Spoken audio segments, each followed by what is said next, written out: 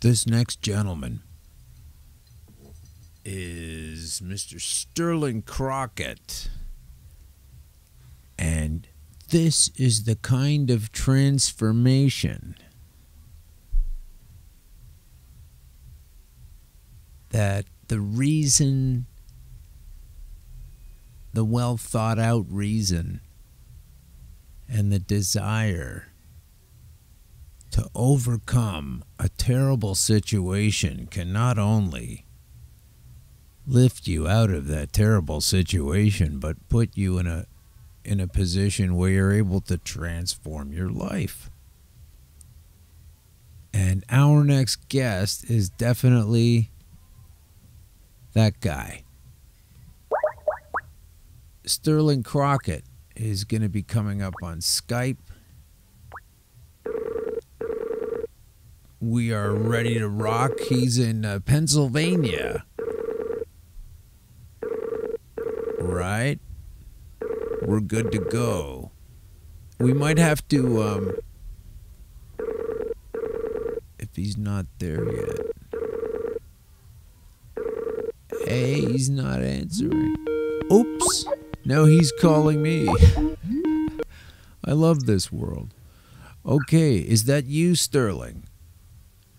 Yeah, this is me, Alan. How are you? Fantastic. That was a very strange situation. I called you and got hung up on anyway. It's great to hear you. Thanks for coming on today. What are you up to?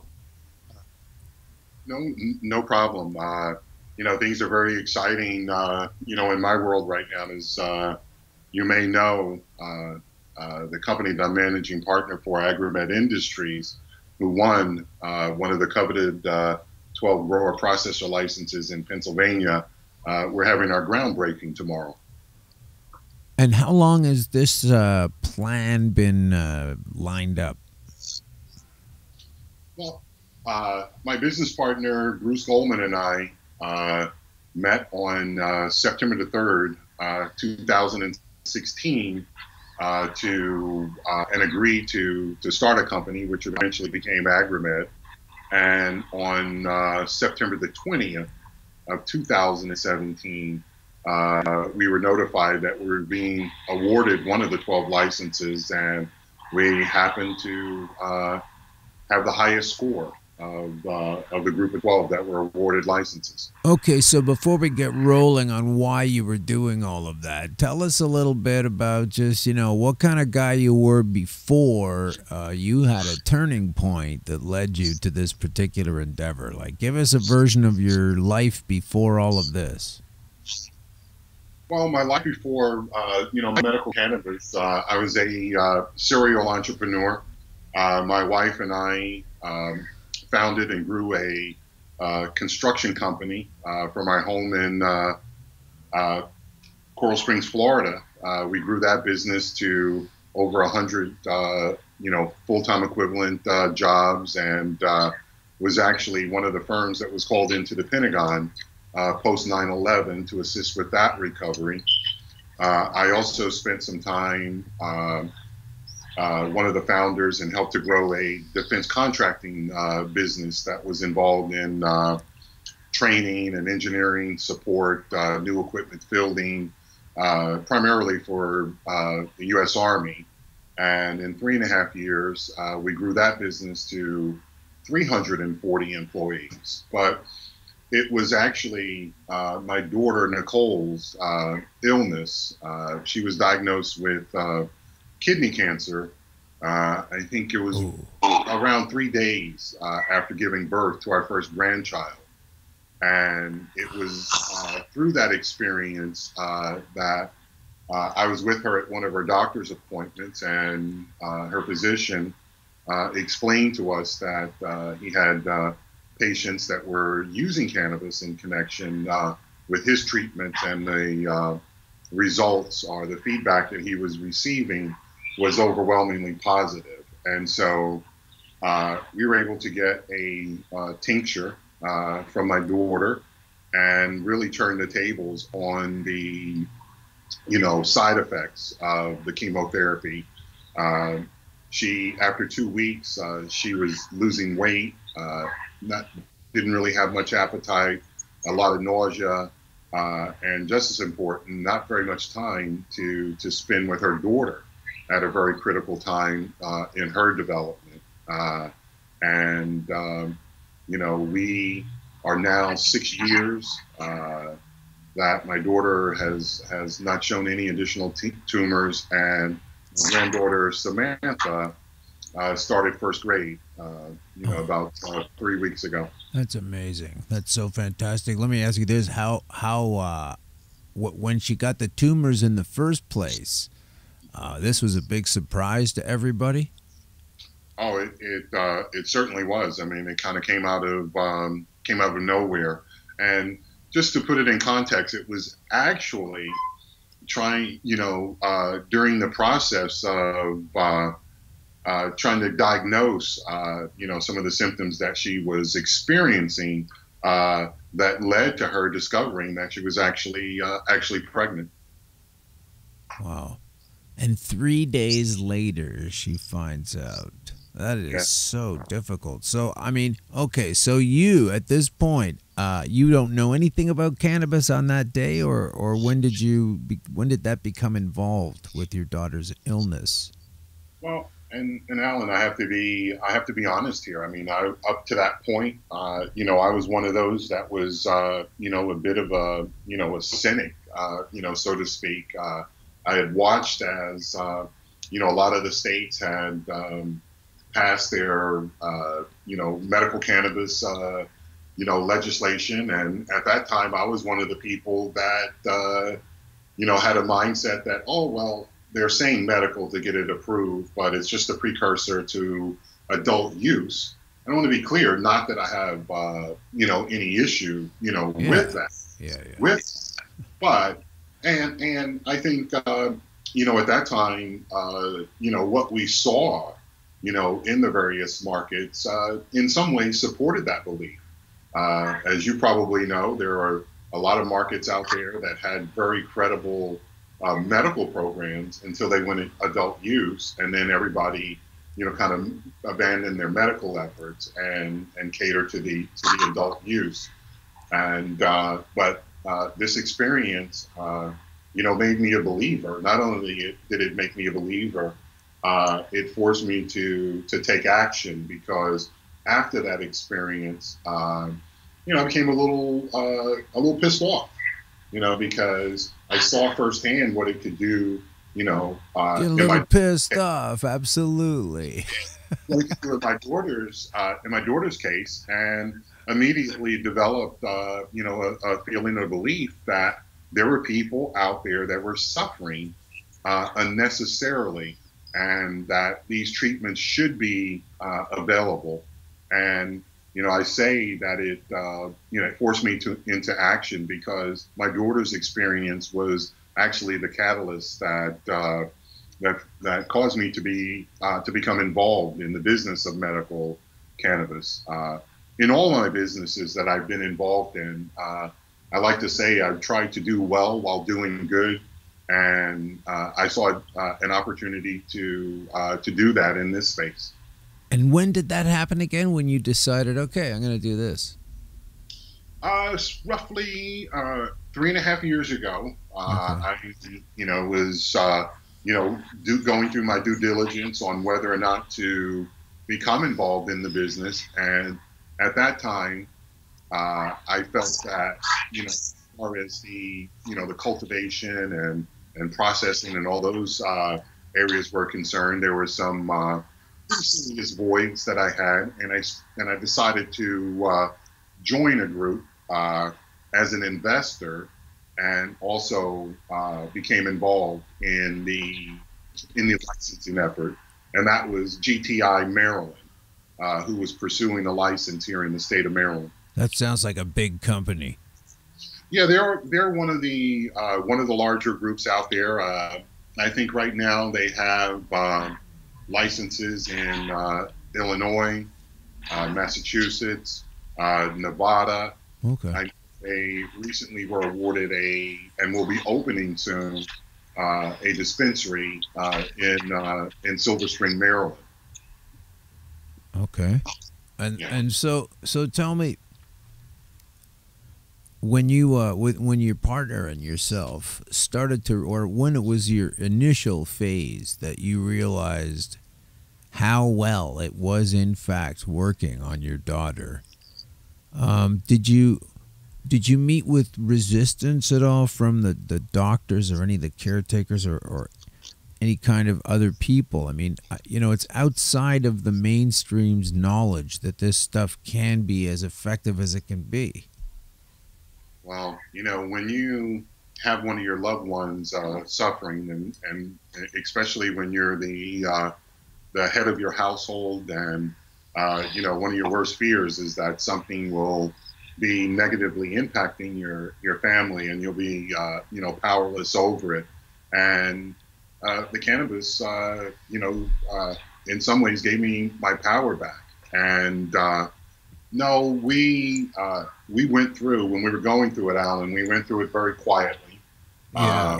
Of course, we were here in Maryland, and Maryland didn't have a program, at the time, and so forth. So we were coloring outside the lines, so to speak. But I was actually very moved by my daughter's urological oncologist, and how he explained it to us, basically saying, "Hey, listen, we're doing the best that we can do, but there's this information that I'm receiving, and I think you should be aware.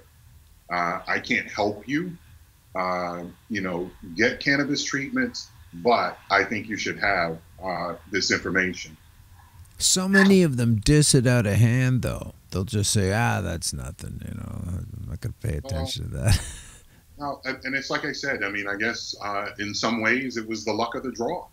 My daughter was being seen by a very, skilled, physician. But at the same time, I believe he had compassion. And I think it was his compassion that, compelled him to share, that information with us. So we were very fortunate. Yeah. Well, you have been able to take something. This is what I really like, okay? This is what I really like. There's a certain aspect or a quality that I've noticed in a lot of people, including, and I found it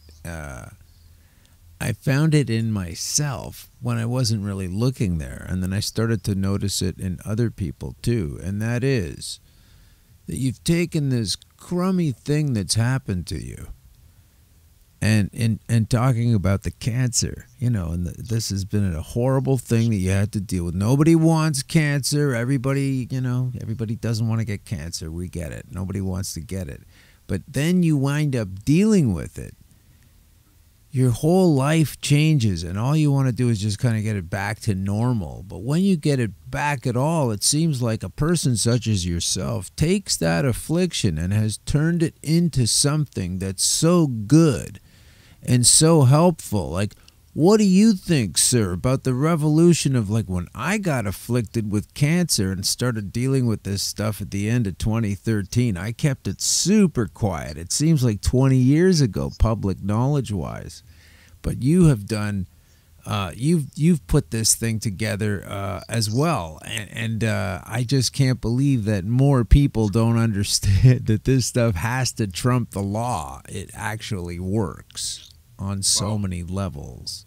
No, I agree with all of that, Alan. And but as more and more people become aware, and in my daughter's case and others experience, like yourself, the benefits of this, they're more compelled to share their stories and so forth.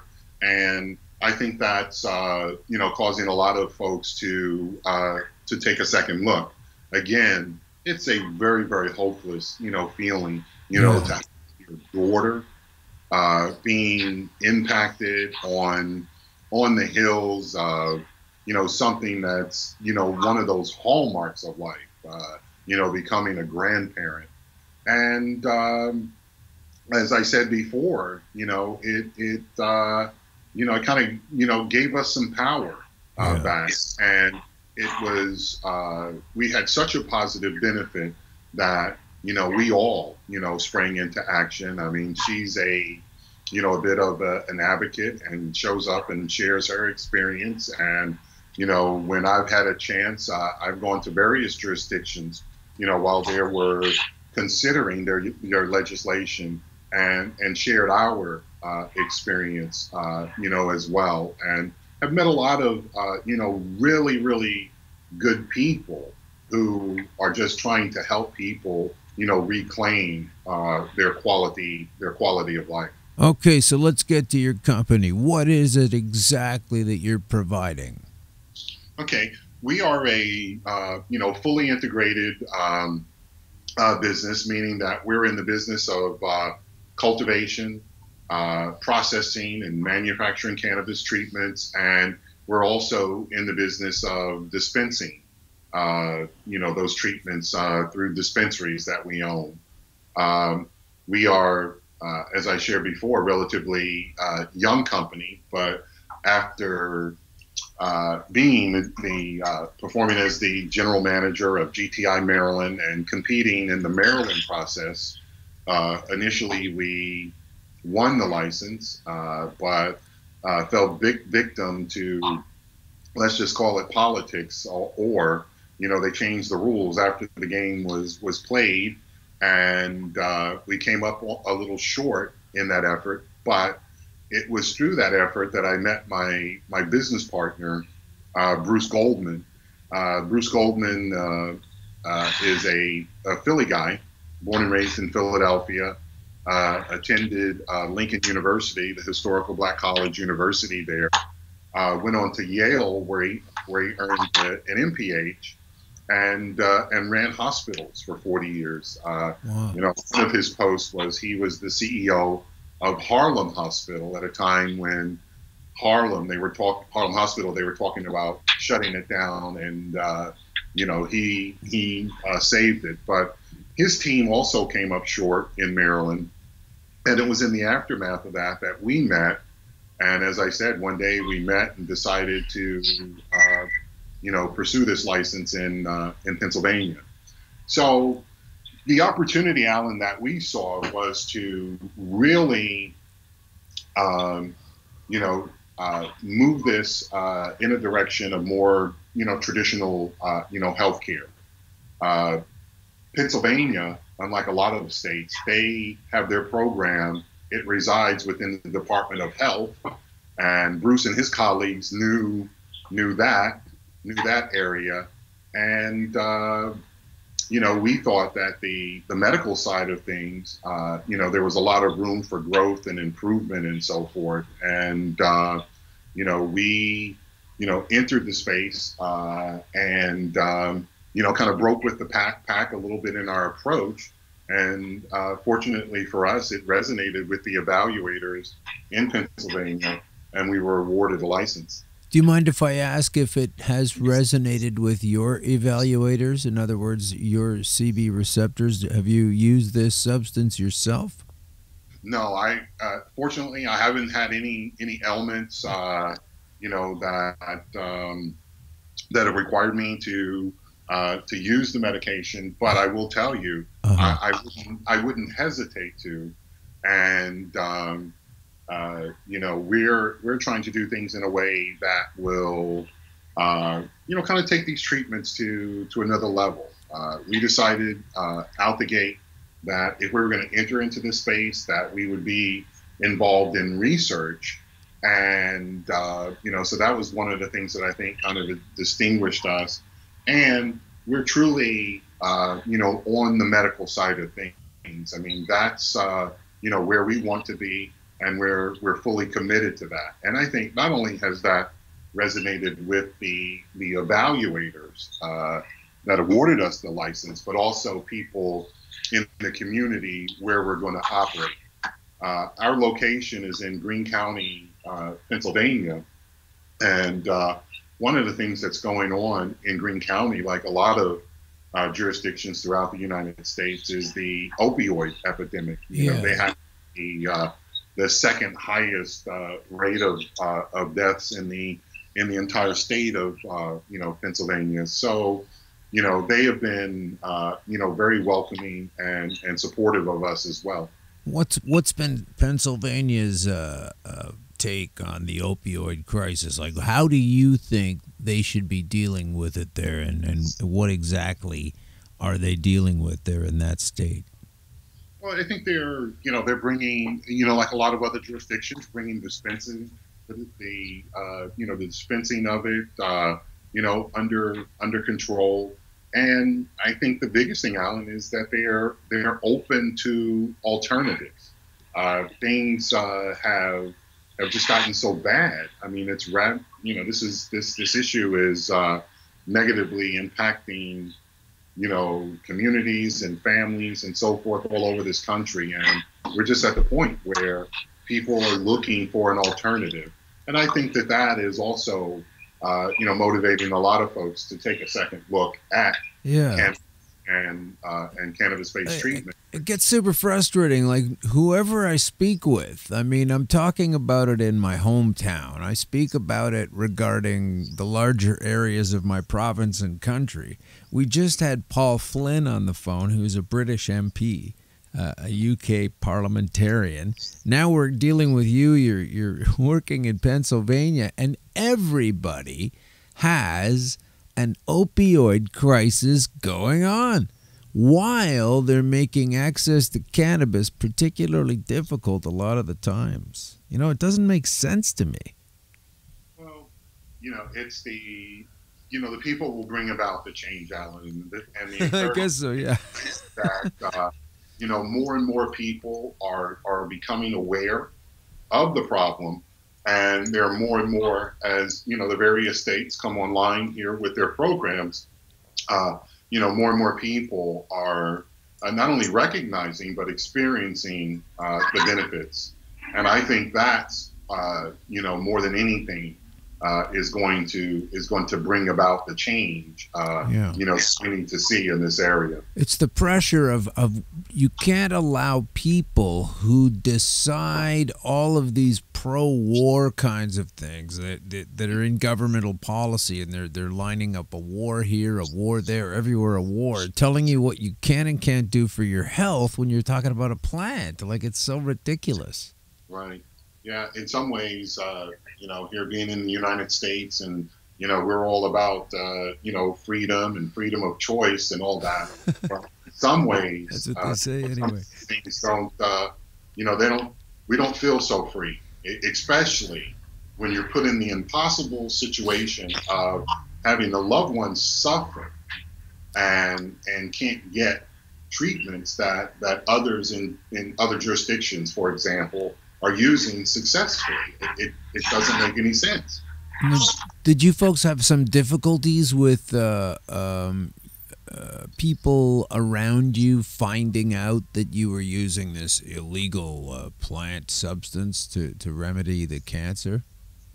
Well, of course, Alan, at the time, I mean, we didn't advertise what we were doing until later. I mean, we did stay quiet. I mean, it was, well known within the family and close friends, what we were going through and the treatment. But I will say that I didn't run up against one person that, admonished me, so to speak, for what we were doing. Yeah. I feel like we're the shameful ones. Like, we are the shame. We had to go through the shame of this and keep it quiet and don't tell anybody. And now people are like, oh, great, I'll just do this. I'll just follow this particular anti-cancer recipe. It's not even as big a deal anymore to some people. Right. And I would also say that, I grew up in, the Commonwealth of Virginia in the southwestern part of the state, and I have very rural roots, and so I was accustomed to home-based remedies and so forth. Someone gets sick, and there would be some kind of concoction that was mixed up, and it was very effective. And so, having that as a, kind of a background, it was, quite natural, so to speak, for me to take this type of action in the interest of my daughter's health. Yeah, I'm so glad you did, because I feel like we're in the middle of a revolution of so many people think, and there's such aggression against the possibility that this might even bring the remedy that so many of us are saying that it does. I mean, there's people still at their own detriment are belittling the amazingness of how this stuff can be such a rejuvenative substance. Right. Right. Well, I'll give you an example. One of the last groups, out in the southwestern Pennsylvania that I spoke with, was a group of law enforcement officials, addiction experts, folks from the schools and so forth. And again, it's the opioid crisis. And one thing that was very clear, that they feel like that they are involved, in a war, and they're losing, and they are open to the alternatives and so forth. So again, the more people that are helped, and the more that the more widely that we're able to share our stories, and experiences, I think hearts and minds are changing. Well, I hope hearts and minds are changing. I sometimes think that's going on, and other times I'm not so sure, particularly when you look at the mindset of most of the policy makers. They seem to be coming from a mindset that most of the rest of us aren't. I mean, what is this democracy they're talking about, Exactly. But, this change is going to be brought about by the people. And as you and I know, you do a good job on your show of getting a wide range of people and opinions and so forth. But in the mainstream media, it seems like we're fed the same, opinions from the same sources over and over. But again, things have gotten to the point where, the everyday person is looking, for alternatives. And so I agree with you that when you look at this, from the angle of the status quo, you get one picture. But I'm in communities almost on a daily basis, talking about this, and there's a different belief and opinions and so forth, and I find that all very encouraging. So if you look in the United States, the last election, I think there were about 8 states that had ballot initiatives, and of those 8 states, all with the exception of Arizona, passed their ballot initiative. I think the one big surprise for everyone was a state like Florida, for example, who, voted for President Trump. However, their ballot initiative still passed with 72% of the vote. So it's what you see, from the status quo and mainstream media, on a day-to-day basis, and then what's happening on the ground, so to speak, is very different. Well, I thank you for your involvement, because I have to point out to everyone, this is the second time today we've had 2 guests on the show. We don't usually have 2 guests, and both of them don't actually partake or use the stuff that we're talking about, but actually are working hard to bring it to everyone, to help us understand that this stuff is a medical, some call it a miracle. Maybe it is, maybe it isn't, but I'm so sorry, sir, that you had to go about this in the way that you did.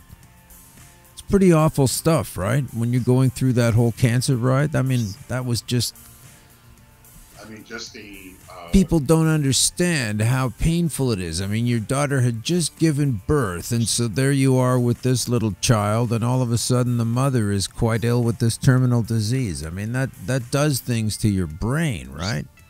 Oh yeah, it does. But you know, we're a strong family, and you know, very supportive, you know, of one another, and you know, we attack this, you know, together, and you know, our extended family, you know, was supportive and so forth, and you know, Alan, that made, you know, that, you know, into the world, you know, so beautiful. Yeah. Take her mother. That away. drive of spirit is so key to go along with all of this stuff. And I'm so glad that you were able to bring it on to the show with us. Man, this is a heck of a story, and I'm so glad to meet you on the phone. Okay, so Sterling Crockett, Agrimed, tell people where it is they can make themselves familiar with the products of Agrimed, and we'll have you back on the show, particularly if you have a new line of something or if you have anything you want to talk about in that regard. We're happy to do that. Yeah. Well, you know, unfortunately, the way the program is run here in the States now, that, you know, your producing and manufacturing and dispensing has to remain, you know, within the borders of the state where you're licensed. And so right now, you know, for Agrimed, that's the Commonwealth of Pennsylvania, and hopefully the latter part of the first quarter of next year, we'll be able to offer our first products, you know, to the market. I can tell you that one of the things that we're working very hard on in a collaboration with a company by the name of Univec is a transdermal patch that we're developing, and you know, we'll develop also topicals and so forth. But okay, you know, moment, you know, stay tuned in the, you know, in the Commonwealth of Pennsylvania. Okay, we will stay tuned to Agrimed, and we can look at you on online, right? Agrimed.com. Is actually, yeah, AgrimedIndustries.com. Agrimed Industry. Agrimed, folks. Agrimed Industries.med. Okay, thank you very much for coming on the phone, sir. Thank you. It's been so great. Hey, did you get a chance to hear Mr. Flynn before us, Sterling, or were you in the netherworld? Unfortunately, I was in the netherworld. The other thing that's swirling around in a big milestone for our company, we're preparing for our groundbreaking for our facility in Greene County, Pennsylvania, which takes place tomorrow. So, okay, well, good luck with that. This is a live show, so thanks for everybody to listen to this, and that's a groundbreaking thing for you tomorrow. I think it's so great that we're on the cutting edge of your cutting edge company, and you'll tell us about how you're doing progress-wise later. Is that okay? Absolutely. I'd love to come back on and, you know, share with you and your audience on how things are going. Well, thanks a lot, Sterling. I really appreciate it. Sterling Crockett, everybody. We will talk with you again, sir. Thanks for your time. All right. Thank you very much. Cool guy. Nice guy. I like that people can take the garbage of their life and turn it into something that actually powers them through the next phase of whatever they were looking for. So that's been a heck of a long show for us, and I'm okay with that. We have to get going though, and we've got some pretty cool guests coming up. We've got Ross Rebegliati coming on. He was a snowboarder, and he got into trouble because the snowboarding police in the Olympics said that he was probably high, and he denied it, and they gave him his medal back after they took it away. And anyway, he's a pretty cool guy because, well, he's a snowboarding Olympian. How can you not be cool?